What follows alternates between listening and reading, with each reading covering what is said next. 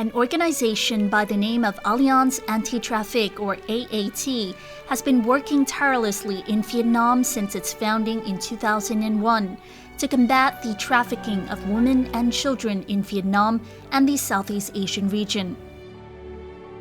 Yet the contributions to social work in Vietnam of its founder and CEO, Georges Blanchard, dates back to 1992. From George's initiative, AAT is the first and one of the main organizations in Vietnam to succeed in a comprehensive anti-trafficking program, which includes regional rescuing, repatriation, rehabilitation, community reintegration, continuous follow-up, and community education. Hello and welcome to this edition of Talk Vietnam.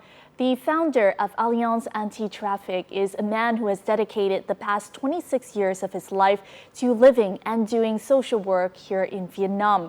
He is Georges Blanchard, and we are very lucky to welcome him to our studio today to share more about his inspiring journey of bringing positive changes to many people here in Vietnam. Thank you very much, George, for joining us. Yes. Now, I understand that 2018 marks 17 years of AAT, or Alliance Anti-Traffic, officially starting, and you also officially beginning to work with the Ministry of Public Security. How do you feel looking back on this milestone? The work of against trafficking. Traffic means the many countries are involved into the cause and the cases, and of course, I need to working with the national level, and especially to work with the police. And so they was very welcome. I remember the first day in 2001, the first meeting we have together. They are very, very welcome my program. And they say at this time, we not yet have any action against this problem, and we will try with you if it is okay or not. For now, I continue to meet my partners in the police, and we say together, wow, our work was very good, very efficient. Looking back now to that point in time, how did you become aware of Vietnamese people and Vietnamese women and children being involved in trafficking abroad? In 1993. Yes, because I opened a school for street children. And one time, 2 of the children of the school disappeared. Oh, really? Yes. And we called the police, and the police rescued the 2 children on the border with Cambodia. Oh, wow. And the children say, is one woman coming to bring them at school, and she say, your mother is stuck, your mother sent me, and children just trust, because they don't know. So that was my first experience. And I think, wow, we faced a big problem. And I need to develop something about that. And effectively, it was in 93, but I drew my first project in 98. I lost 5 years to learn what is the activity. I go to Thailand to learn, because Thailand have a longer experience. When was the first time you saw Vietnamese people abroad, in brothels, in places? Yes, it was in Cambodia. And in order to understand my work, more than 10 years I investigate in brothel. Something has to play the role of client. And in Cambodia is very famous. The place in Vietnam we call the Khe Som Mot is the Svai Pak area. And Svai Pak was a village only with prostitution of children, Vietnamese children. Yes, I'm speaking about thousands of children. The 2 younger girls I meet, they have 6 years old. Yes, and they was prostituted in the place. This is not acceptable. And I say, yes, we will work against this problem. I have partner in Cambodia, and after years, we broke the place. In Cambodia, we opened 1 center for Vietnamese children before to repatriate them. And we rescue them in the place in Cambodia. They go in the center. After that, we make the documents for the repatriation. We work with IOM, of course, and with the Embassy of Vietnam to prepare their return. if I may go back to your experience of visiting this brothel, how was your feeling, when you found out there were so many Vietnamese children there and seeing the sight? How was it for you? What were the thoughts going through your head? Yes, it's the feeling I still have today when I'm thinking about is I can say 5 or 6 years. I don't want to do any investigation again. I cannot survive to the horror of the situation. So when I go to some brothel, the mama san, they call the pimp, Yes, the the mama pimp. san. She say, do you like girls? Do you like boys? Maybe you like very young children. We have very young children. Or you want baby? We have baby. It is impossible to imagine that exists. But they sell that as services. But how you imagine people can buy that? The problem is not the offer, the problem is the clients for me. And many times I feeling I will be die. I remember in one investigation with my colleague in Thailand, Alliance Anti-Traffic Thailand. We go together. We go to a very big area of prostitution in the border between Thailand and Malaysia. And in this border, we investigate also with the police of the Malaysia. We find 5,000 Chinese girls, 3,000 Vietnamese girls, and this is one village only for prostitution. Many times we're coming for investigation, and I feel very afraid if people understand my objective to coming to the place. I'm very afraid people force me or to simply kill. Over the years, Alliance Anti-Traffic has collaborated with the Vietnamese Ministry of Public Security, embassies in 17 nations, and police forces in various Southeast Asian countries. The combined network has rescued and carried out the first official repatriations of Vietnamese cases from Malaysia, Thailand, Singapore, and Laos. As of the end of 2017, the organization had supported over 5,500 women, children, and men victims of trafficking in their reintegration post-rescue. Over 26 years, AAT has provided support to over 60,000 women and minors involved in prostitution, training some 1,300 civil servants and social workers in sex education and prevention of trafficking. The organization takes care of the victims.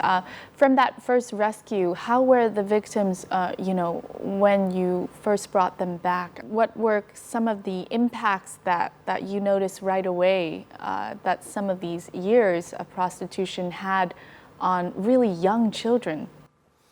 Yes.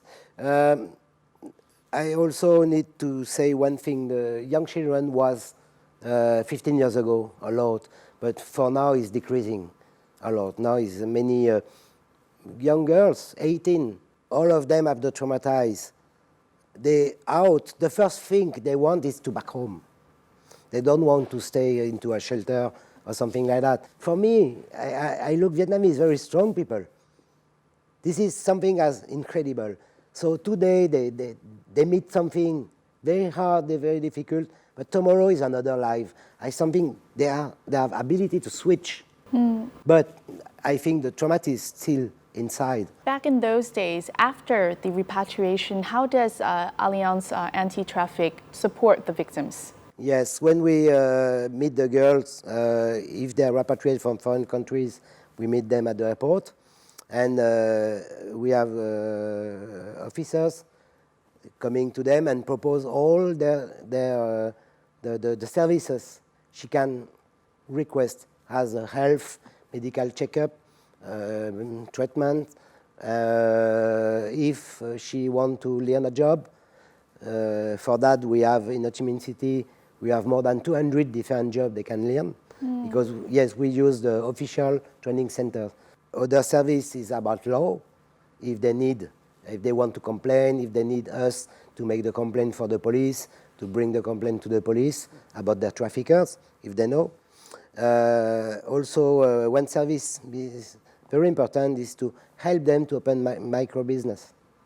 Yes, and we give some credits to help her, but we train her on business as to know to manage the money and to make the business. We follow the girls many years.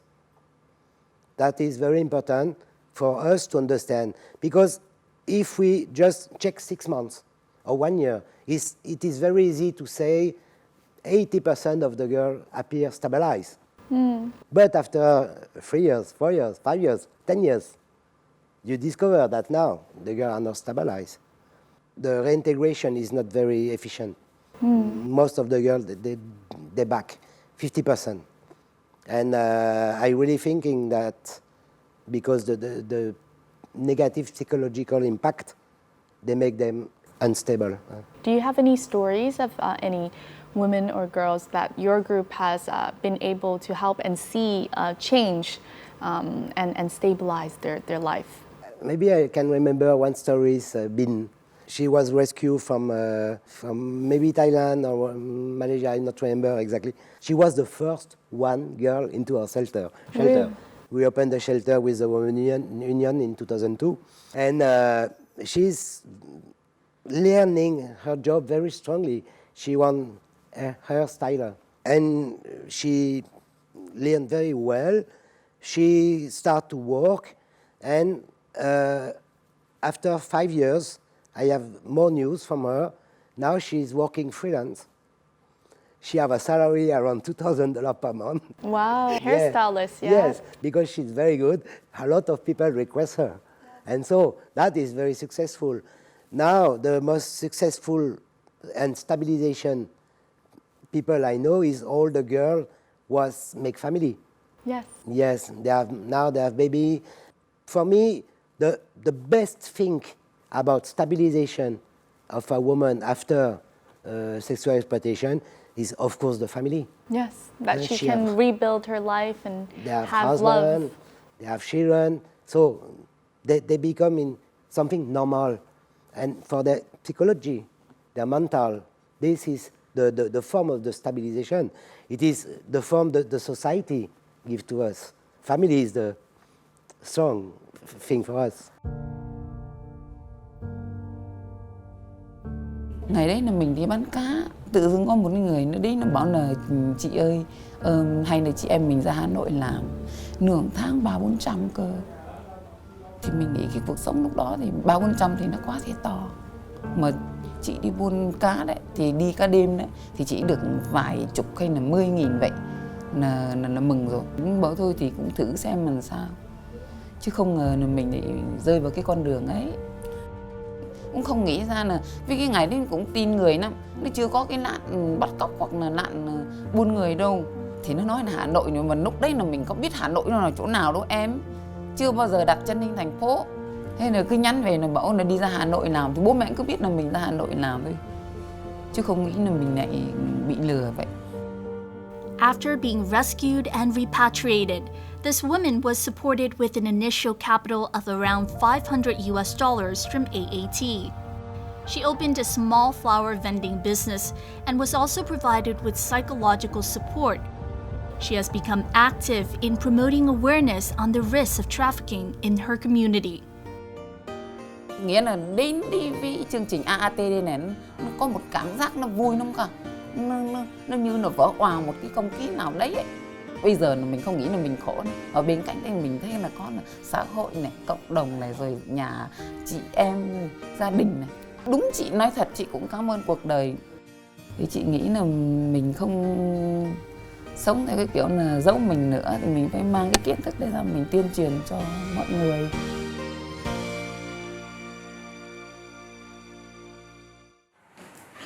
Alongside supporting the victims, AAT has also provided employment opportunities within the organization for women of difficult circumstances. This is a meeting of AAT's peer educators. a group that goes by the name of Sunflower. The women in the group serve as the organization's support and link to women who are sex workers in Ho Chi Minh City. The peer educators themselves come from various challenging backgrounds.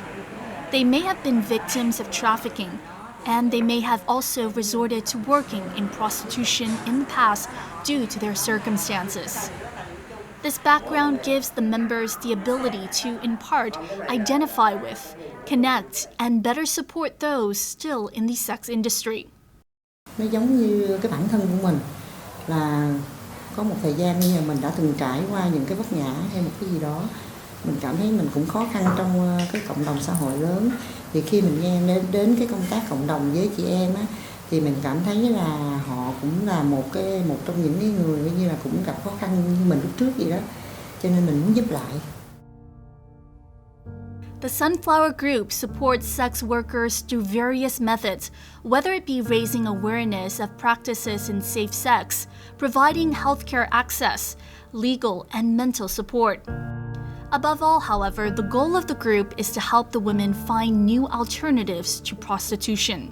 Nếu như có giống như là có một cái dự án mà cho các chị em học nghề miễn phí thì mình sẽ giới thiệu các chị đến. Khi mà có một cái nghề ổn định rồi thì lúc đó chị có công ăn việc làm ổn định thì giữa cái hướng hoàn lương nó sẽ rất là cao.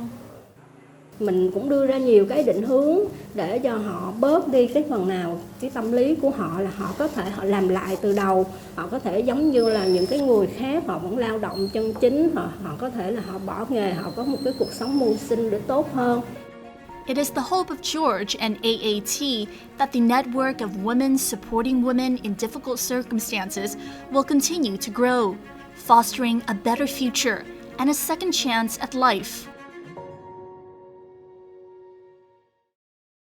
Let's talk a little bit about your own background.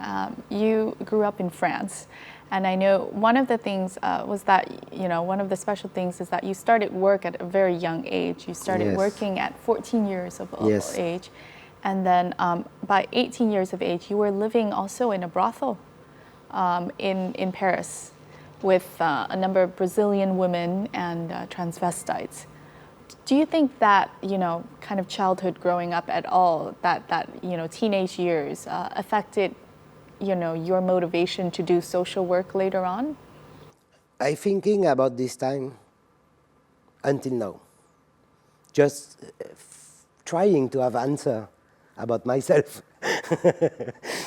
And I just imagine the circumstances making me a social worker because I have met something in my life. So yes, I not go to school. My parents died very young. So I go in Paris, and because the place I stay is Pigalle, it's very famous. Kind of red light district, yeah? Yes, but before is a lot. Maybe everyone know Moulin Rouge. Yes. It's very famous, and so it is the area I stay. And the back is all brothels. And most of the girls, they're coming from Brazil. And at this time, I'm young, and the information about this problem is not exist. It is just now I understand they are traffic people. And I don't know why, but 18 years old, I don't want to continue the job, hand worker job. Yes, what were you doing back then? I build a house, yes. Construction. Construction worker. Yeah, but 14 years old. And yes, I want to become social worker. It is the work I like. I have the opportunity as organization, social organization. They have program as NGOs for children who fail their life. Yes. I am one who fail my life. I am a social case. You decided to seek out organizations that would help you. Yes, exactly. And this is the organization for youth in France. They have one program of 2 years to learn about the job, but it's whole time learning and whole time practicing. Yes. And so I learn about the social work, but also to manage centers for social programs. Born in France in 1962, little would George have imagined that his challenging childhood would eventually lead him into the path of social work and a life of helping others. It was that training program when he was 18 years old that saw him begin to support French orphans. As of today, George is the only French single male who was granted by the French Juvenile Court the official status of host family for orphans when he was only 21 years old. This would perhaps set the foundation for his continued passion in social work when he came to Vietnam. What condition brought you to Vietnam in 1992? I remember when I'm in the primary school in 72, something like that, I meet the first Vietnamese refugee. And I discover for the first time people different than me, different than children in my school, because we close Germany, and Germany, all children are yellow hair, blue eyes. I remember this time I just thinking, when I go to plane, I will go to Vietnam.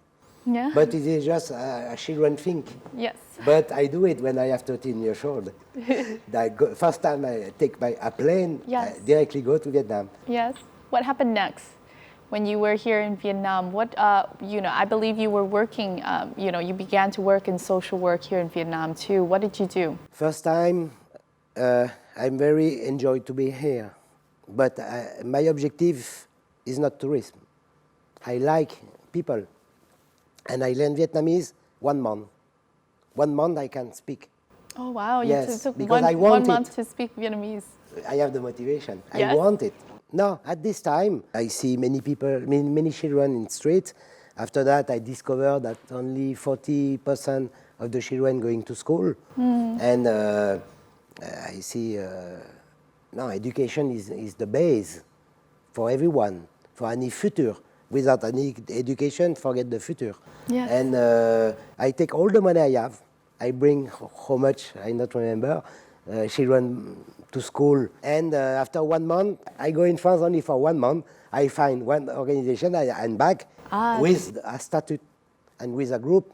And the organization is Children of the World and Human Rights. And we have helped children going to school.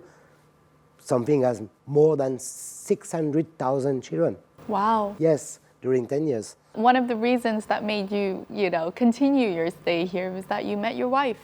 When I coming in Vietnam first time, one family I stay, and it is the family I stay, I call them as my adoptive parents. And my wife working at this place, she's coming in Ho Chi Minh City to work, to make some money, to send the money to the family. But my wife is just a friend, you understand? But the best funny time is when I asking her after 2 years if she want to be my wife, she said never. because into my village, no one have foreign husband. I will not the first. Yes. After 2 years, I become good in Vietnamese. And so I write a letter for her father. Oh, you wrote a letter to your father. Yes. And she bring the letter for her father. The father say okay, and so she accept. George and his wife Phan Thị Ý have lived in this Ho Chi Minh City home for more than 20 years. Gia đình là được 4 người, là vợ chồng và 2 đứa con. Một đứa con ngày hôm nay là 21 tuổi rồi, còn một đứa 17 tuổi. As George shared, he was determined in winning Yi's hand, in spite of her hesitation at first to marry a foreigner. Quyết tâm của ảnh thì cho nên là ảnh bằng được là ảnh phải làm rễ ở Bến Tre, cho nên là ảnh bằng mọi cách ảnh thuyết phục gia đình mình. Ảnh là một người ảnh chịu khó, rất là chịu khó học. Giống như là tiếng Việt là ảnh tự học, chứ ảnh không có đi học ở đâu hết. Và giống như là văn hóa Việt Nam cũng vậy, ảnh rất là chịu khó tìm tòi học hỏi. In his years of working and living in Vietnam, George has obtained Vietnamese citizenship and sees the country as his home. In his strenuous line of work, he considers his family his safe haven. Đặc biệt là có gia đình, mà có vợ tại nhà cũng là một cái ổn định tâm lý cho công việc của mình.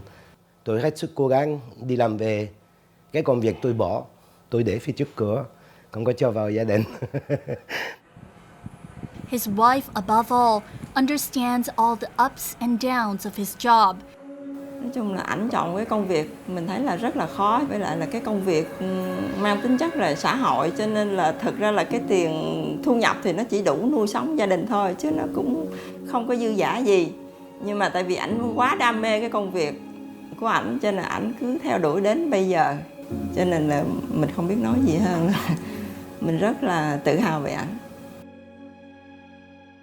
You have a different side to AAT as well, and that is the educational programs that you do, where you work with a lot of children and a lot of women, not only in this region but across Vietnam, in helping them to learn more about sexual education as well as the prevention of human trafficking.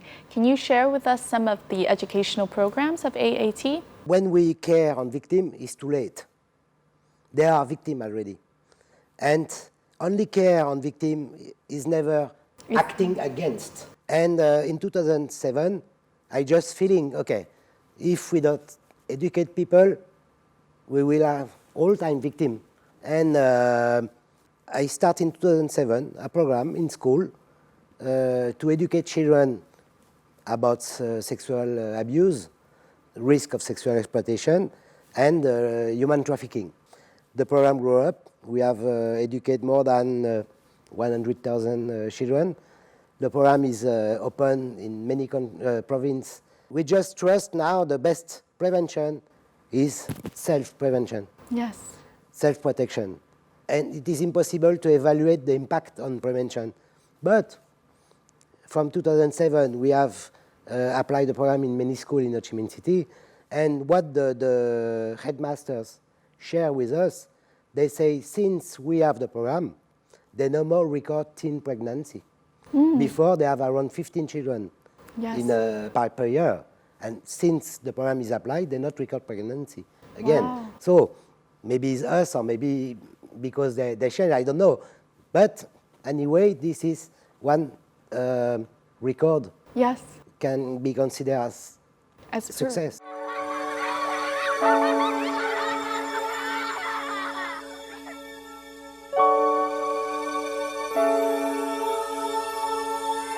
Lúc mà chưa có papa giọt thì mưa tràn vô nhà con rất nhiều.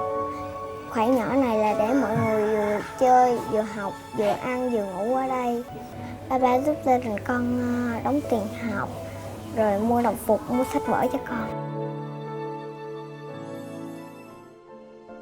Where dreams bloom, the project specifically supports daughters and young female family members of those who have been or are still sex workers. Since 2015, George, whom the children lovingly call Papa George, and AAT have supported the children with their education. Trước khi được tài trợ, mẹ với con phải đóng tiền học trễ. Cô thường nhắc con trước lớp, nên con rất là buồn. Sau khi được Papa giọt giúp đỡ, thì con không đóng tiền học trễ nữa, con đi học tự tin hơn. Mẹ con chỉ được học tới lớp 7 là không ai đóng tiền cho mẹ con học nữa, buộc mẹ con phải nghỉ học. Từ khi con gặp Papa giọt, mẹ con không phải đi làm khuya, 1 hoặc 2, 3 giờ sáng mẹ con mới về, con mới được nằm ngủ với mẹ một ngày. Con được nằm ngủ với mẹ, con cảm thấy rất là vui. The children have chosen flowers as their identity and shared their dreams within this AAT publication. Điều mà em quý nhất là ba em cho em đi học. Tại vì em ước mơ nhiều lắm. Bởi vì lúc mà ba cho đi học cũng như là ba là cái người mà mở cửa một cánh cửa khác để cho em bước vô để em thực hiện tiếp ước mơ của em. Can you tell us about the project Where Dreams Bloom? This is a group beginning with girls of 7 years old. And we engage to protect them and to help them and to develop them until 18. This is our limit. But in fact, we not leave them. For example, this year we have one girl, she's entered the university, and we help them to find scholarship for the university. And when they leave our group, they continue to participate in all activities we have. I like to motivate the older one to care on the younger one. The objective for me is to make them social activists into their community. Yes. I know a lot of the girls call you Papa George. How does it feel kind of caring for many of these children? I mean, you're seeing them grow up, you're taking care of them throughout their childhood and teenage years. I think my best memories is when I sit and speak with them. Just speaking about the life, speaking maybe to go somewhere to take ice cream. I am social worker myself, and my specialty is teenagers. And I have some ability in psychology, and I think I can help them more to discuss. Today, Rose and Orchid have come to Papa George's home to hang out. It could be as simple as a card game, simple conversations, or even talks about self-protection. The children consider George and AAT their family. For George, he cares for the children as if they were his own. Anh luôn giúp cho các bạn thấy được những cái cơ hội và những cái tương lai phía trước để làm cho các bạn cảm thấy có nhiều động lực hơn và cố gắng nhiều hơn. For AAT, the support given to the children is not only a way to give them a better future, it is also the organization's hope of a different life for their mothers. Từ cái mà hỗ trợ cho con em họ đến trường như vậy thì cái phần gánh nặng lo về việc học tập nó sẽ nhẹ hơn, thì cái mà các chị suy nghĩ về hướng bỏ nghề nó sẽ cao hơn, hoặc là đi theo một con đường khác nó sẽ cao hơn. Rose and Orchid share a passion for music with Papa George. They're preparing today for a singing performance in their next group activity.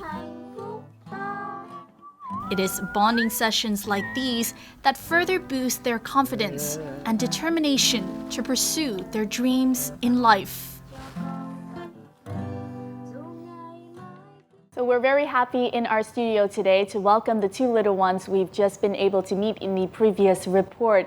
For their confidentiality, they are known as Rose and Orchid. Xin chào hai con. Đây là Hoa Hồng, còn đây là Hoa Lan đúng không? Dạ. Cảm ơn hai con đã dành thời gian để đến với chương trình. Hai con có thể giới thiệu tuổi của mình năm nay là bao nhiêu rồi và mình đã tham gia chương trình được bao lâu? Dạ, con được 10 tuổi, con tham gia chương trình này được 3 năm. Con được 12 tuổi, năm nay con tham gia chương trình được 2 năm. Trong chương trình của AT và cùng với Papa George thì hai con đã được làm những hoạt động gì? Đã là vẽ, nấu ăn, đi làm xe, đi công viên Tao Đài. Hai con có nhớ cái thời gian mà mới gặp Papa George thì hai con có nhớ cái thời đấy nó như thế nào không? Mình có suy nghĩ gì khi mà mới gặp Papa George? Tại con nghĩ là Papa George rất là hòa đồng, vui tính. Lúc lần đầu gặp Papa George thì cũng nhìn tính lại nói chuyện mà con nghĩ là Papa George không có biết tiếng Việt. Với lại thì tiếng Anh độ đó thì của con cũng không có khá lắm, không có dám lại tiếp xúc, thì thấy nhìn thấy tiếp xúc với thì thấy Papa George cũng thân thiện, cũng vui vẻ, luôn nở nụ cười trên miệng. George, do you remember when you met Yes. Rose and Orchid? Yes, of course, because this is the beginning of the program. 3 years ago, she's one of the first. I feel very happy, but because it is the beginning, I just don't know how will be the next steps. Trong quá trình mà Hoa Hồng và Hoa Lan tham gia vào chương trình, với Hoa Hồng là 3 năm rồi và Hoa Lan là 2 năm rồi, thì hai con có thấy hai con có những cái thay đổi gì không? Dạ có. Thay đổi của con là thân thiện hơn với mọi bạn và hòa đồng. Còn với Hoa Lan, Còn thì lúc mà mới đầu vô thì rất là nhút nhát, thì không có dám tiếp xúc với mọi người, ngại lắm. Thì cái từ từ cái dần dần thì cái mình không có ngại nữa, mình mạnh mẽ hơn, thì mình tiếp xúc với mọi người bình thường. The main change is psychological, yes, but psychological will help them for the future to be strong. exactly. Nói đến tương lai thì là bé Hoa Hồng và Hoa Lan có dự định gì cho tương lai? Các con có những cái giấc mơ gì? Dạ là con ước mơ được làm một bác sĩ khoa nhi. Khoa nhi tức là sẽ giúp cho các bạn trẻ khác mà nếu mà bị bệnh thì có thể đến với con, đúng không? Yeah. Còn với Hoa Lan? Con thì thích hát, giống như các ca sĩ hát nhạc buồn, nhạc này nhạc kia. Dạ. For George, do you have any hopes and aspiration for the children of AAT, including Rose and Orchid? My first dream is the success their life, because this is the objective. We try our best to make their dream coming true, and realistic. It is why after 18 years old they leave the program, but we continue to contact them, to follow them, to help them until they enter in life. Yes, exactly. Cảm ơn hai bé Hoa Hồng và bé Hoa Lan rất nhiều. And thank you, George, for coming here and sharing your story. Throughout the years with AAT, working in different social fields in order to bring a change, a positive change to the lives of many people here in Vietnam. Thank you. Thank you. Cảm ơn hai bé. I know that one of the things that you have been working on, as we saw in the previous clip, is you've been practicing a song together. Hoa Hồng và Hoa Lan trong thời gian qua là đang tập một bài hát với cả Papa George, đúng không? Yeah. We're very lucky today because Papa George, along with the children, have brought this performance to Talk Vietnam in order to share with us all of their practice in the previous time. So please, George và bé Hoa Hồng và Hoa Lan, mọi người có thể chia sẻ biểu diễn này với chương trình Talk Vietnam được không? Được. And our Talk Vietnam now will conclude with the wonderful performance of Gia đình nhỏ, or small family, of George, Rose, and Orchid. Please enjoy.